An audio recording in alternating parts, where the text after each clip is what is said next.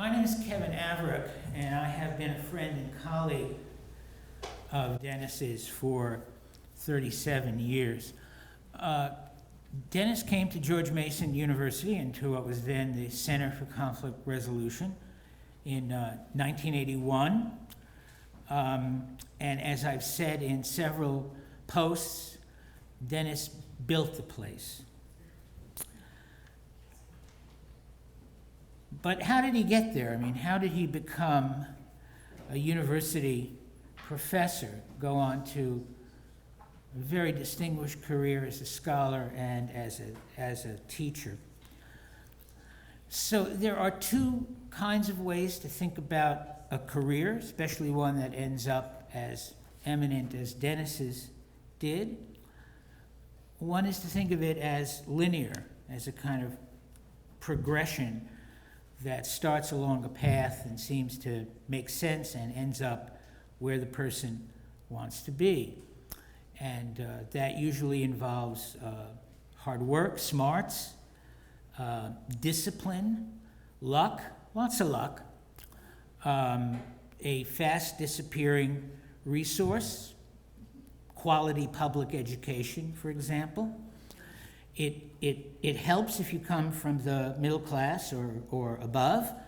It helps if your parents or your significant others one generation up are themselves engineers or lawyers or doctors or professors or scientists, so you have a role model.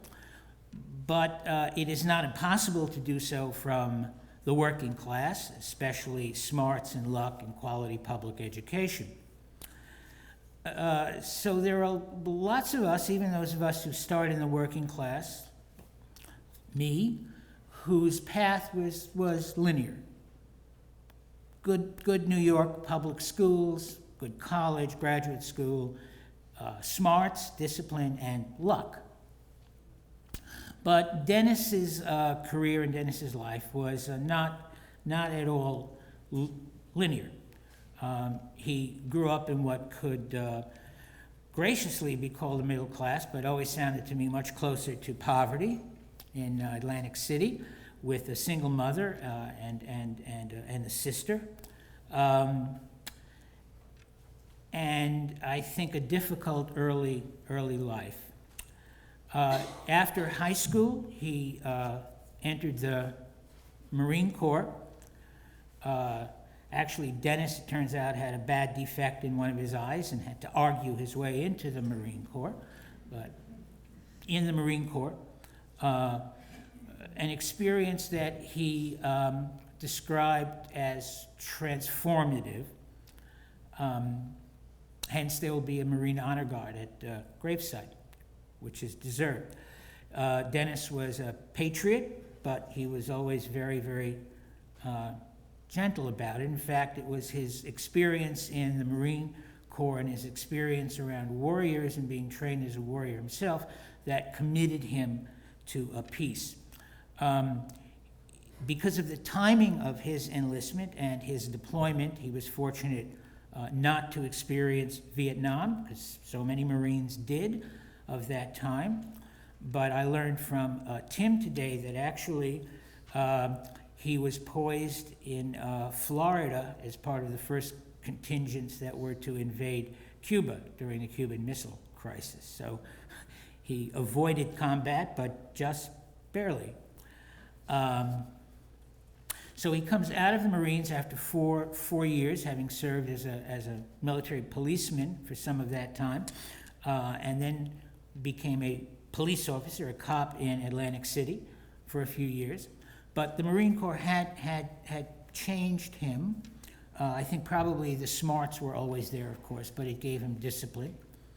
Then he went on the GI Bill to Temple, studied political science, went after college to London, to University College London, and then followed a professor there to Strathclyde, University of Strathclyde in Scotland, where he got his PhD. He came back down to London, to University College London, where he met the late John Burton and Chris Mitchell, and where he also met the love of his life, his Liebchen, Ingrid.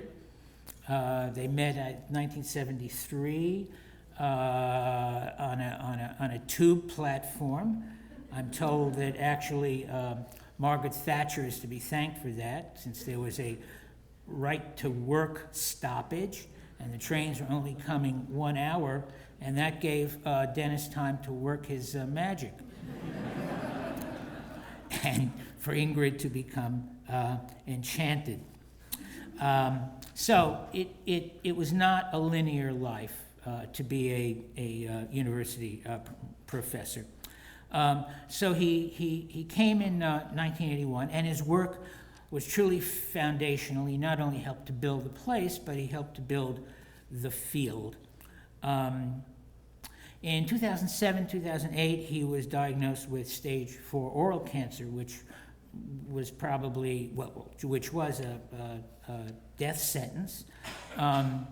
He underwent extensive experimental treatments, which saved his life, but at some physical cost. On the other hand, he passed in 2018. He was diagnosed in 2008, so he lived for 10 incredibly productive years, able to see his son Tim finish middle school, I think certainly high school and college and graduate school, and go on to work in think tanks. He was able to see Tim meet and fall in love with Sarah, and he was able to know at the time of his death that he would be a grandfather. So how did he do that? How did he not succumb to stage 4 oral cancer? Well, there was the treatment, which was radical, but which worked. And there was Dennis, the most obstinate, stubborn, strong man that I've ever known, for someone who was so gentle, actually. Dennis wrote very important books. Some of that work, a good deal of that work, was in fact in collaboration with Ingrid.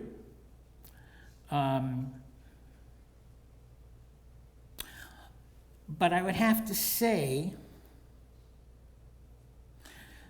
that, and I say this as someone who himself has been now a professor for a long time and written a book or two, that Dennis's most important legacy, which is really clear from all of the Facebook and Twitter posts and emails that have come in from students all over the world, his real legacy is the students, who really loved him. And they loved him for qualities that I'm sure we will hear about. He was incredibly generous, incredibly gracious, incredibly welcoming.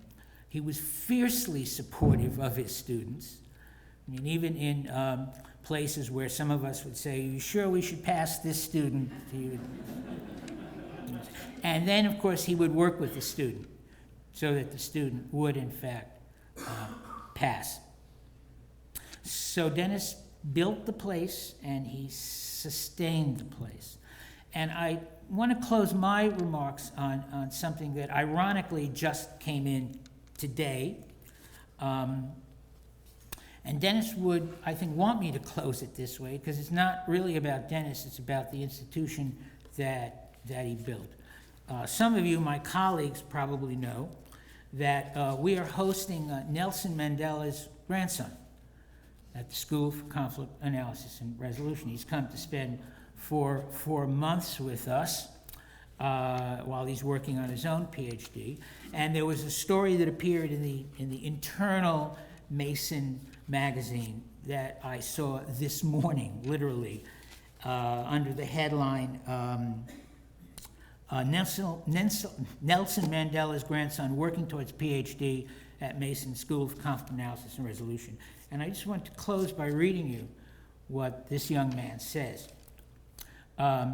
For Siyabulela Mandela, Mason School for Conflict Analysis and Resolution was the only place he felt he could continue the legacy of his late grandfather, Nelson Mandela, fighting for freedom and justice. And then he went on to say, even my perspectives in conflict resolution have been shaped by scholars from SCAR, That's how I ended up here. There was no other place. His research, he said, is influenced by Mason professors he studied as an undergraduate at Nelson Mandela University as Port Elizabeth in his province of Eastern Cape, South Africa, where he's on the faculty as a lecturer of peace studies. And he names three people in particular.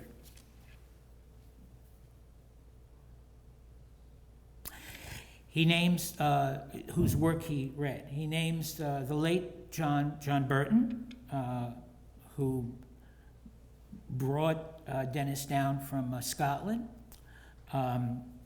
He mentioned Chris Mitchell, whom we'll be hearing for next. And he mentioned Dennis Sandole as influences. So this came in the morning of the day that we're burying Dennis. And when I say that Dennis built the place and sustained it for 37 years, and the place that he built is the first and the best and the most preeminent school for peace and conflict studies on the planet, it is not the dean of the school telling you this, but it is Nelson Mandela's grandson and the countless students and others throughout the world. And this is what Dennis built. And we will miss him. Chris.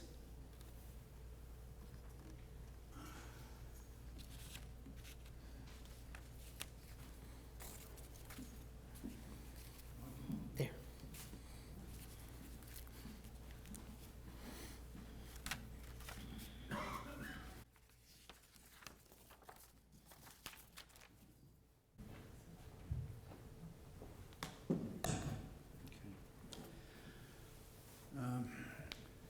Dennis and I go back a long, long way, both geographically speaking and temporally speaking.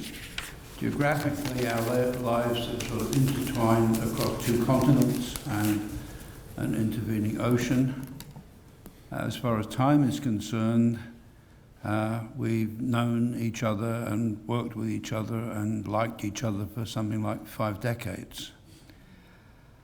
So it's really rather difficult looking back to sort of pick out a couple of things to remind you about Dennis and remind you of the kind of person he was.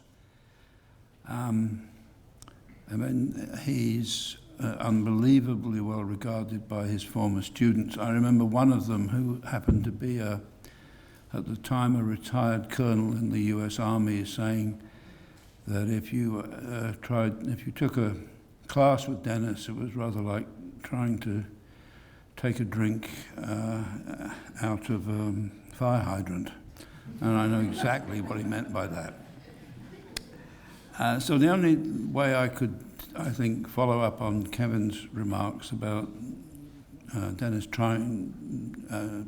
being most important in the founding and the continuation of ESCAR is to think back to the years when I first knew him back in the UK. Now, at that time, he and I were both graduate students. I was working down in London at University College with John Burton. He was up at the University of Strathclyde in Glasgow working on his doctoral dissertation, together with a cohort of grad students who were quite remarkable in the impact that they had on British political studies. Mick Marsh, Peter Willits, Keith Webb, and Dennis.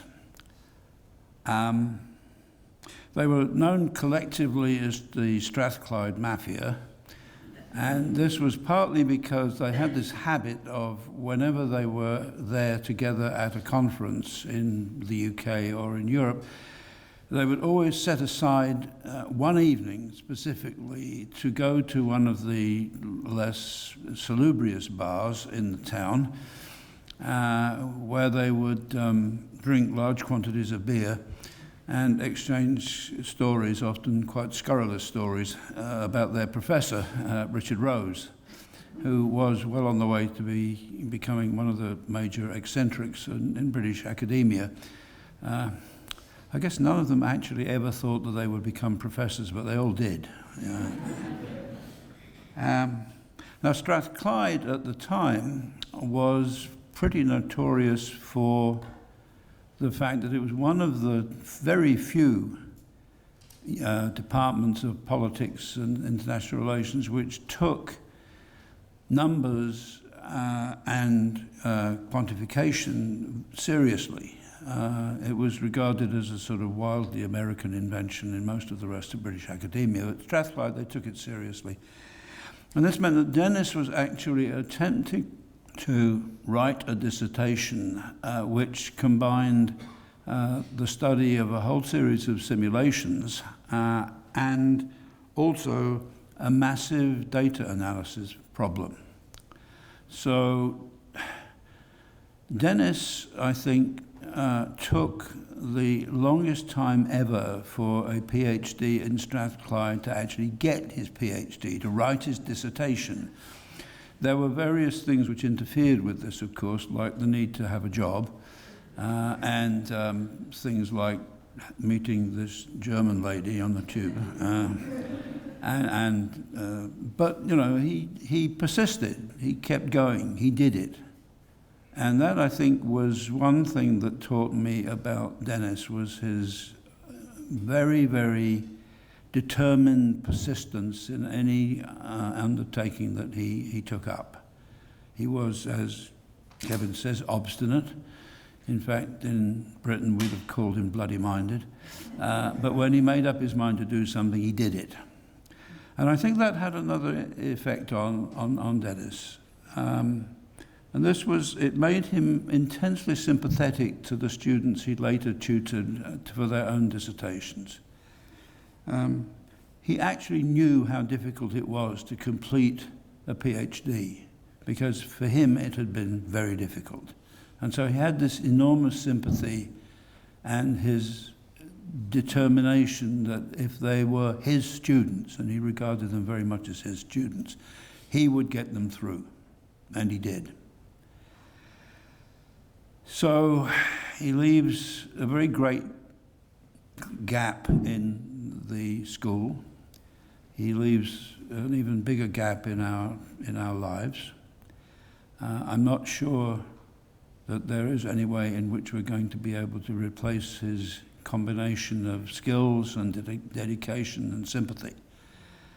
But we'll just have to do our best, because what we're dealing with is somebody who, particularly in the later stages of his life, lived his life gallantly. And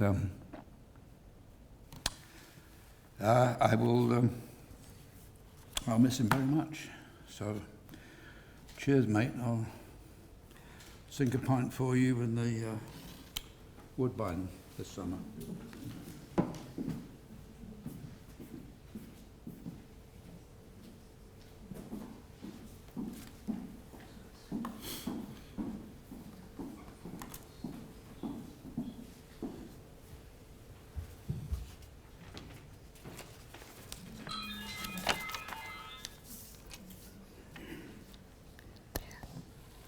I speak today as a friend of the family, as well as Ingrid's close friend.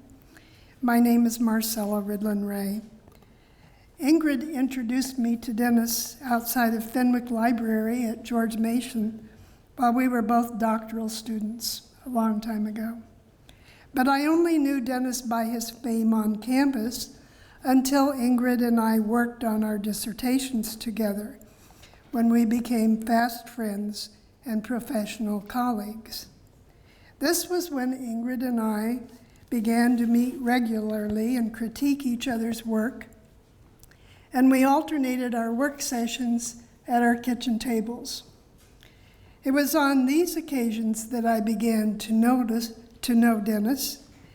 At the beginning of my working visits to Ingrid and Dennis's home, I saw no particular reason to be anything but sociable to the husband of my colleague. But that isn't how it happened. As you might guess, I did not anticipate the force that was Dennis. Immediately invading my personal space, he greeted me warmly and kissed me on both cheeks. And this was very startling and a bit uncomfortable for a Midwesterner like myself. Soon, as Ingrid and I worked, Dennis insisted on making my coffee. After we finished our sessions, he sometimes joined us just to talk. Thus, the seeds of my becoming an adopted family member began to grow. Our experiences together widened to include my husband and our respective families. And Dennis's big, embracing hugs for me, his sister, eventually became a natural part of our greeting ritual. Khalil Gibran wrote, "And in the sweetness of friendship, let there be laughter and sharing of pleasures. For in the development of little things, the heart finds its morning and is refreshed."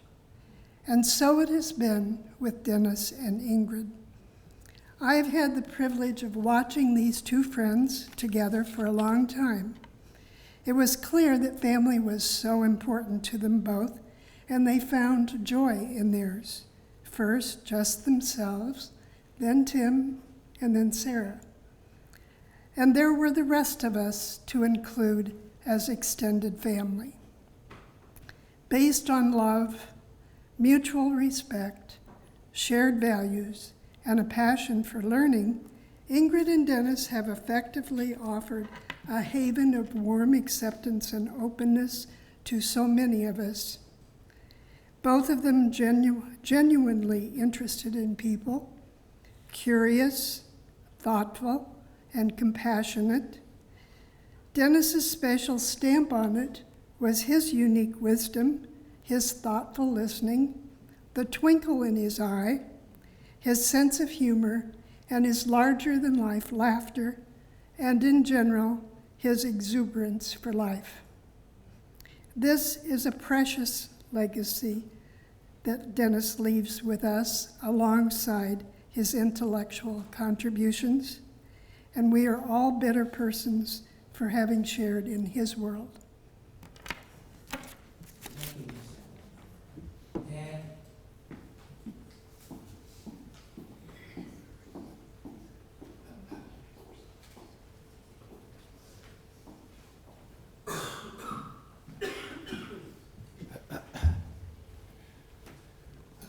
I'm Dan Rothbart, a colleague and friend of Dennis.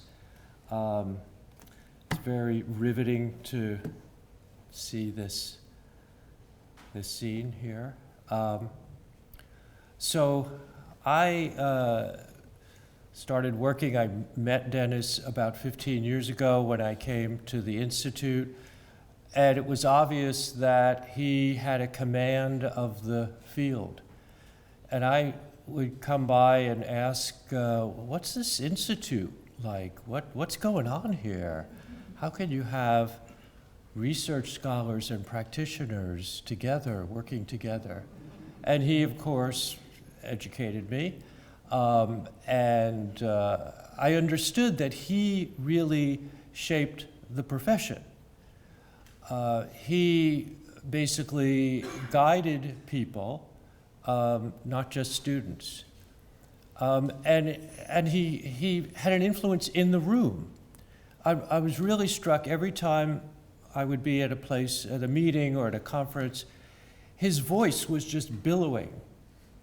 It required just an attention that was really quite riveting, and obviously for the content of what he said. But underlying that, I also recognized a clear sense of himself. He knew who he was. He did not have to brag. He didn't have to gloat. He almost was, not almost, he was frequently saying, let's come along, let's do this together. Let's work on projects together. And I'm saying with students as well, whenever he could. I always thought he didn't deal with the small stuff. He always had an image of, we know what's important in life, and that is to be caring, concerned, and compassionate for others. And that was, I thought, a gift that he kind of he would exude to others. But there's another side to Dennis that I really appreciated. He would joke a lot. He would make a lot of jokes. And frankly, some of them weren't always the best jokes. They weren't, the highest quality, but who cared? I didn't care. He would joke with me and others, because I knew it was basically it reflected his love of life. And we joked a lot. One night with Ingrid at our house when we both shared same taste in music. It wasn't Tchaikovsky's violin concerto. It was, some good, heavy, great rock music. And that was just a great, fun side of Dennis. So I loved his complexity. There's nobody else like him. Thank you, Dave. Karen?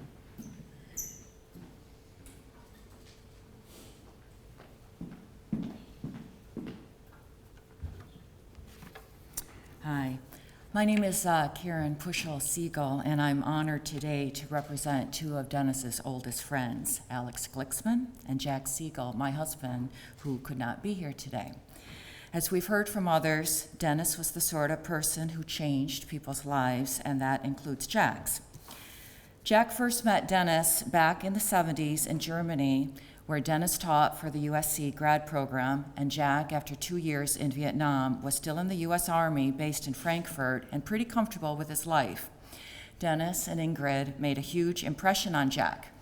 Their walk-up flat bursting with papers, books, and works in progress, their passionate debates, the provocative issues that Dennis would address in class.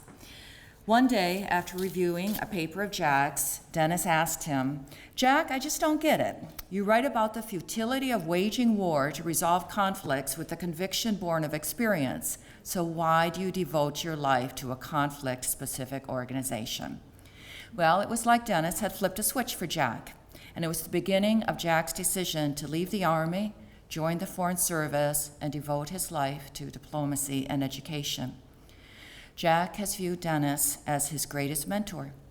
Just last month in the ICU, when Dennis could no longer speak, Jack continued to converse with him, bringing up the latest issues of the day and seeking Dennis's input, even if it was just a blink of the eye or a raise of his eyebrows. But Dennis's impact went well beyond intellectual pursuits. I think the thing that made the greatest impression on Jack was Dennis and Ingrid's love and enjoyment of life, and their willingness to share it. I think that's what we're hearing from lots of people today. To this day, the most important story involving Dennis with Jack and Alex is not a paper that was delivered, but the time that they spent together in Nemi, Italy, in 1976, eating wild strawberries. All right, theoretically, it was an academic conference, it's a DARCO, but that was just the backdrop to a much more important life experience.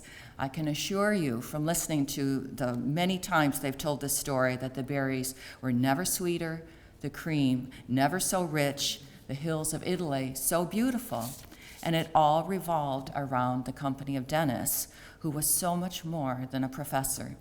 He was fun, he was always fun, he was truly kind, and when it came to life, he embraced both the big and the little things. I feel so privileged to have been able to spend extended time with Dennis in the ICU in July while Tim and Sarah were getting married, and then just last month when he was back in the ICU, getting Dennis to talk about his marriage to Ingrid in London so long ago and the strong, strong bonds between the two of them.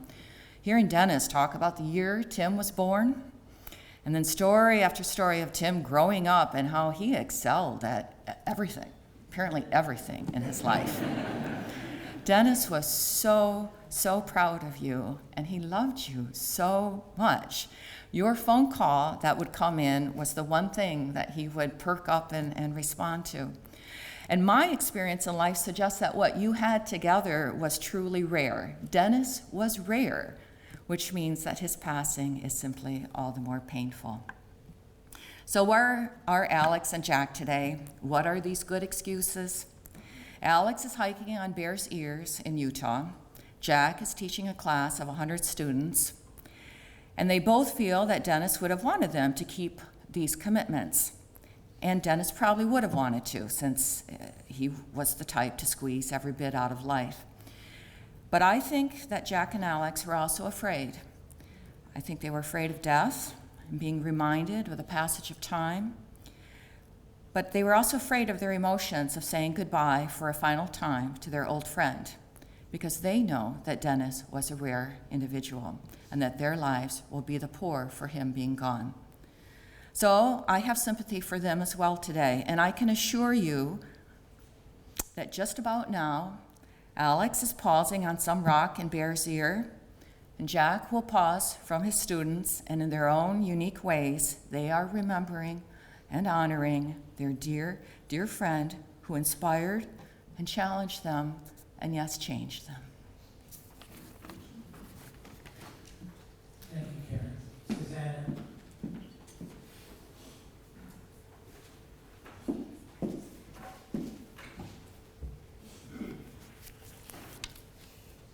My name is Susanne Riveles, and my friendship with Dennis goes also way back to Munich, where my former husband, Stanley Riveles, was part of that group with Jack, with Alex, Dennis, and Stanley. They were really like traveling teachers. They were teaching for the University of Southern California, Davis, and they were mainly teaching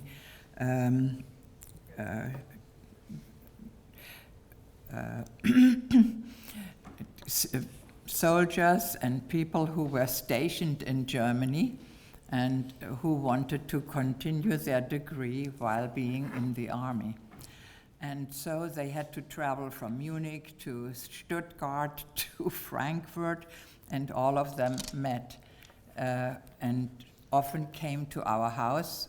We were living in Munich, and Dennis knew my family, knew my son, who was just born at that time. It goes back to 73. So actually, these are almost 45 years that I have met Dennis. Later on, when we moved to Washington, we kept friendship, and of course friendship also with Ingrid, and it was no coincidence that he had also married a German woman. So there were more things that we had in common. And I worked at the time for Amnesty International and did all the anti-apartheid work for Amnesty International, and later on traveled with a scholarship to do my dissertation on Namibia, on colonial history, and on atrocities by the South African government in Namibia, that I asked Dennis to teach the course that I was teaching at Catholic University about conflict resolution and about later Truth and Reconciliation Commission in South Africa. And we had many, many discussions about what would become of South Africa. And it is no coincidence that what you said today, actually one of the prisoners, of the many South African prisoners of apartheid that I represented, was Nelson Mandela, and was Steve Biko, and were all of these prisoners for whom we worked tirelessly. I had many, many discussions with Dennis about from which angle to approach conflict resolution. And he always encouraged me and said, "You're doing it from the human rights angle, and that is right." And he was the thinker, the theoretician, the planner, how to resolve conflicts and what could be a method and a model to resolve it. But he was always encouraging me to do mine from the side of activism, as I later, after apartheid, quote unquote, ended and Nelson Mandela was freed, I worked in Sierra Leone and in Liberia on the Conflict Truth and Reconciliation Commission, and I worked in Rwanda. And he was always encouraging the activist part of it. We had a lot in common. He was never my teacher, but in the setting of a student. But he was my teacher in very many ways.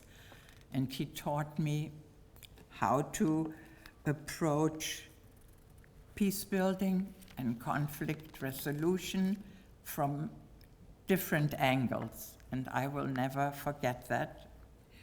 He will be in my heart, and I will miss him very much. Thank you, Suzanne.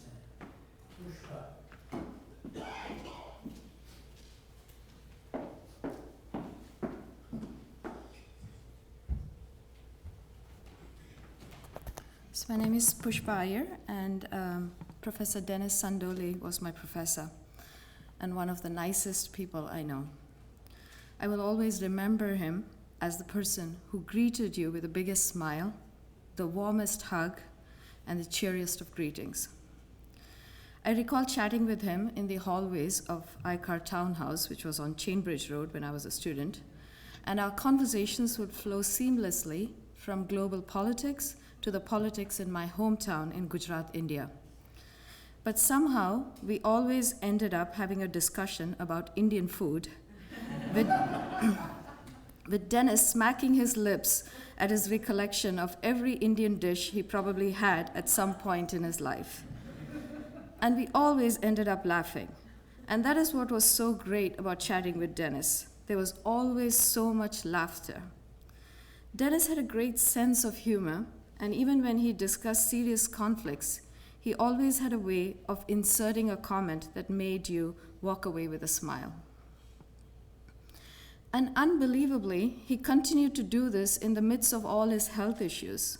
Even the time I visited him in the hospital and he was unable to speak, he wrote on his writing pad, "So how is Modi, the Prime Minister of India, doing?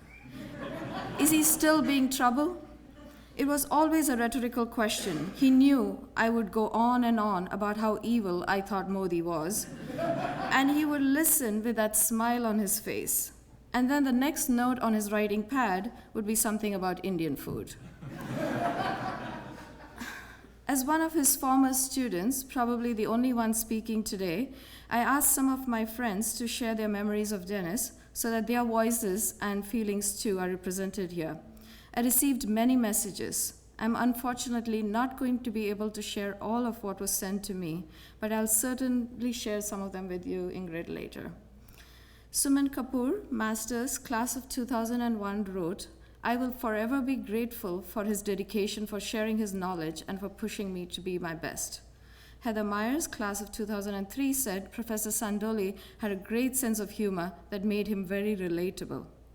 Bill Stanford, Jen Murphy, Andrea Bursweiger, and Jennifer Davis had all fond memories of being students in Dennis's class and being pushed and encouraged by him to do their best.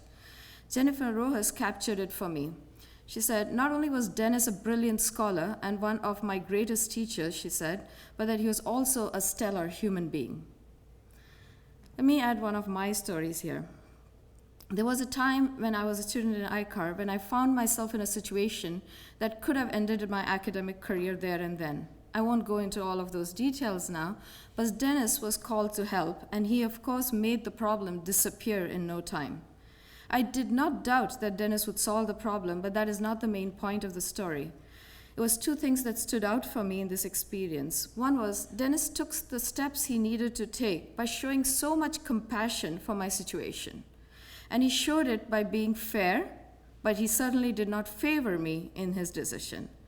I try to carry these lessons I learned from him of how to be compassionate but also fair when working with my students today. And then there was a third lesson which came much later. Being forever grateful to Dennis for the role he played in resolving the issue, I repeatedly over the years thanked him and told him how grateful I was. In response, all I got was a smile and occasionally a comment, I did what was right. He never wanted any credit for what he did. Humility.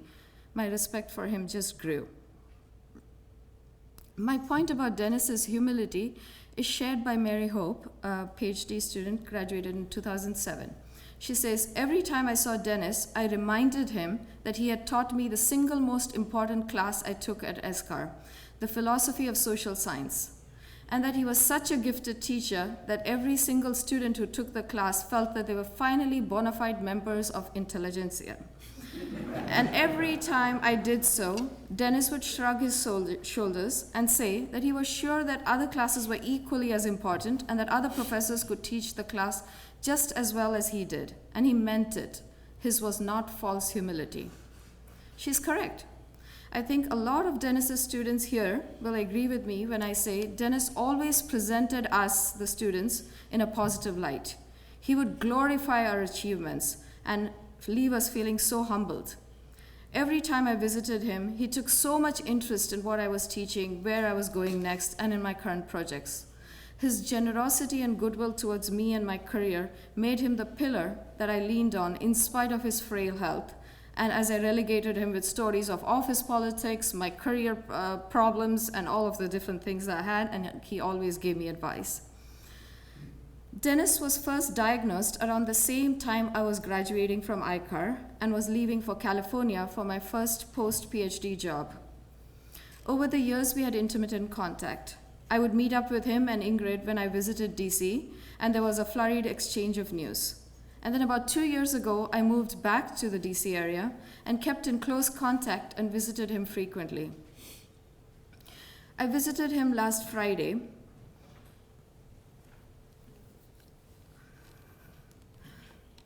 I was seeing him after a month, having just returned from California. He showed recognition when I walked into the room, and he held my hand tight, and for a very, very long time. Sorry.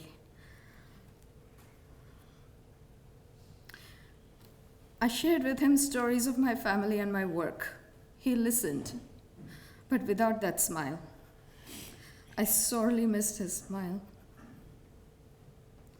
I told him I would come back and I would see him before leaving for California again. A couple of hours later, he was gone. I did not know that I was saying my final goodbye.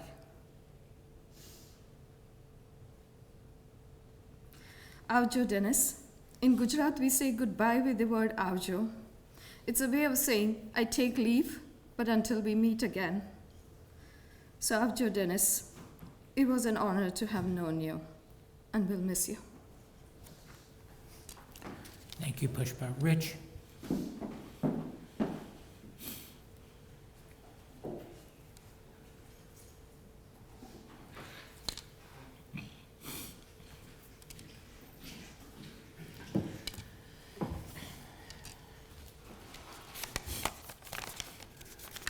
I'm Rich Rubenstein. When Dennis died, I wrote him a short poem, which I didn't intend to share with you, but it was mainly to make myself feel a little better, to crystallize some memories of him, and to give this to Ingrid and a few old friends. They suggested that I share it with you, so I will. The poem is called Sandole Leaves His Mark. Dennis was an old-fashioned man. He didn't interrupt if you were talking. He spoke with authority and expected you to listen. Inattentive or contumacious students got his goat. He felt no need to flatter them. Sandole was his name, Semper Fi his game. Never stopped loving his country, not even when he became a peacenik. Never stopped loving Ingrid, not even when disease robbed him of autonomy. Never turned on Burton, not even when the great man treated him rudely. He had no stomach for disloyalty. Dennis's father died in 2000, a jazz guitarist, music theorist, and famous teacher. Coltrane studied with him as a teenager, really. Dennis improvised a Center for Conflict Resolution. Yes, he did. And gave his son what the musical genius never gave him. In some ways, Dennis never left England. He wrote letters to the Financial Times, always published, that began, "Sir. Sir, have you considered that mediation might provide a solution to this problem?" They hadn't, but now they would. His magnum opus was capturing the complexity of conflict. Alliteration turned him on. He loved integrating new theories into the conflict corpus. I told him to write Realizing the Rapture of Resolution. He roared and gave me a hug. Dennis was an emotional guy, a hugger and a kisser. Illness diminished his body, but not the strength of his arms or his love. Even semi-conscious, he clung to one's hand like a lifeline. No such luck. He fought to live as if holding the beach at Iwo Jima. Doctors declared him a prodigy of survival. Did he and Ingrid win or lose their battle? Death won, as always. But Sandole triumphed. The life now ended radiates meaning.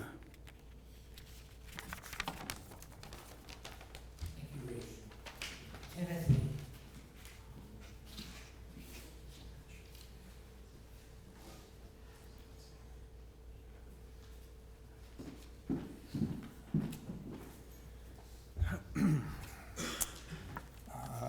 First, I want to express my sincere thanks to Kevin Averick, my father's dear friend and longtime colleague, who took charge of planning this entire occasion from the SCAR side. Thank you, Kevin. I also want to thank my brilliant and beautiful wife, Sarah Rosenau Viola, who gives new meaning to the word support.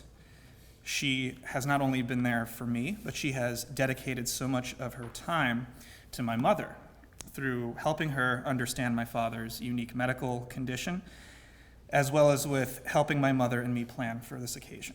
Sarah, I love you. And to my lovely mother, who dedicated every ounce of her being to my father so that he could live as long as he did, and so that he could pass away as peacefully as he did. I have never seen someone more caring, more selfless, and more dedicated to someone as I have my mother with my father. Ich habe dich lieb. Now, about my father. Let me start by saying that how incredibly moving it is to hear the impact my father had as a professor, a colleague, a professional, mentor, as a friend.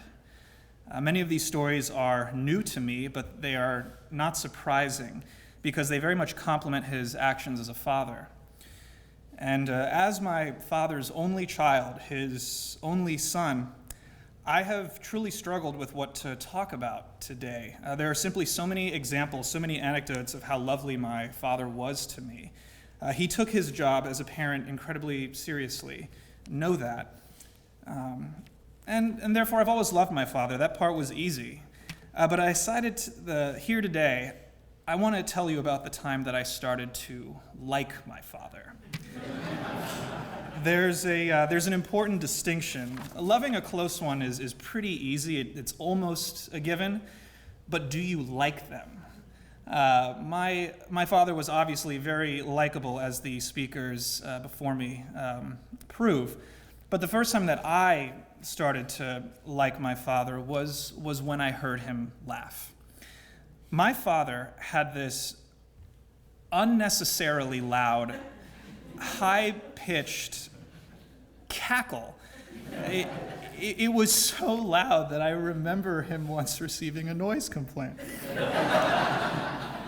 I absolutely fell in love with this laugh. To me, it indicated this resounding positive energy and a satisfaction for the simple pleasures in life. And I wanted to surround myself with this energy more and more as I became older. I never stopped liking my dad after hearing his laugh.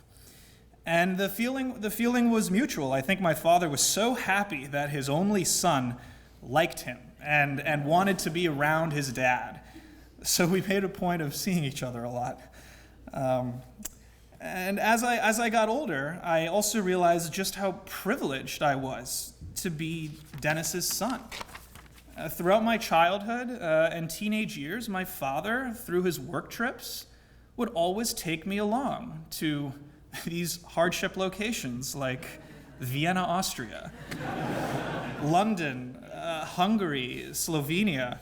And I'm obviously joking when I say hardship, but I might as well have been serious at the time of those travels because for a while I simply did not know how good I had it. Embarrassingly, in elementary school, I once complained to my father that I was the only kid in school who hadn't been to Disney World. And I probably voiced this absurd complaint as I was chewing on schnitzel in some Habsburg-era cafe. Poor me. Again, fortunately, I soon realized that my father had granted me this unique, happy childhood with countless unique, happy experiences. In retrospect, I really had the best childhood. And all of this was extremely formative as I became older. And I didn't realize it at the time. Professionally and scholastically, my father never pressured me to go this way or that. He always wanted me to chart my own path. He only sought and provided me a foundation from which to spring. Another testament to his quality as a father. But my father was nonetheless happy and pleasantly surprised when I started developing into someone similar to him. In temperament, in my studies, in my general interests. It was just because I harbored such a strong respect for my father that I very simply became interested in what he was interested in. Remember, we liked each other, so we saw a lot of each other, which means we talked a lot with one another. And our conversations, which were legion, ranged from the silly to the intellectual, often in the same breath. It is this strong relationship I developed with my father and the guidance that my father provided me that gives me solace today.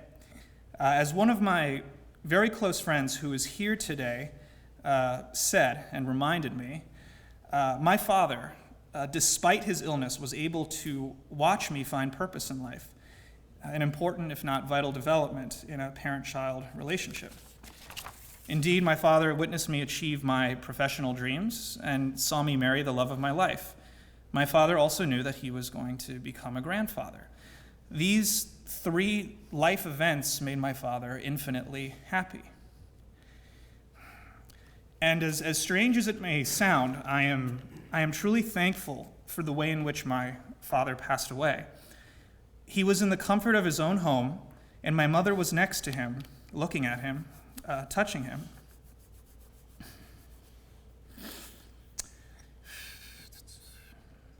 The last image my father saw and the last sensation that he felt was my mother. And then he passed away very peacefully. Zero struggle. I am truly thankful for that. I am my father's only child, his only son, his one legacy, and I can only hope that I have the same impact on my child that my father had on me. I love you, Dad. Thank you all for listening. Thank you, Tim. So today we mourn the passing of our friend and our loved one, Dennis J.D. Sandole, but we have also celebrated an incredibly consequential life. So, thank you.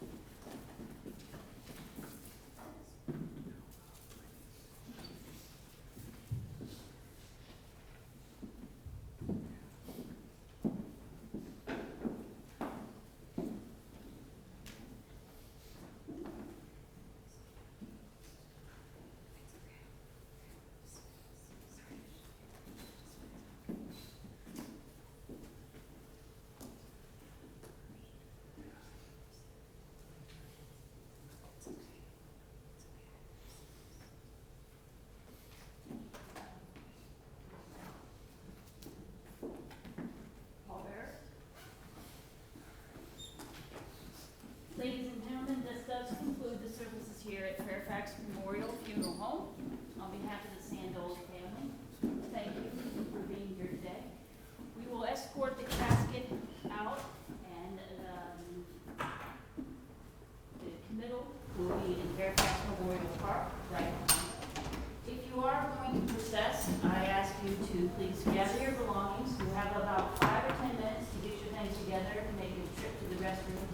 And we will process to Fairfax Memorial Park. Would you please stand?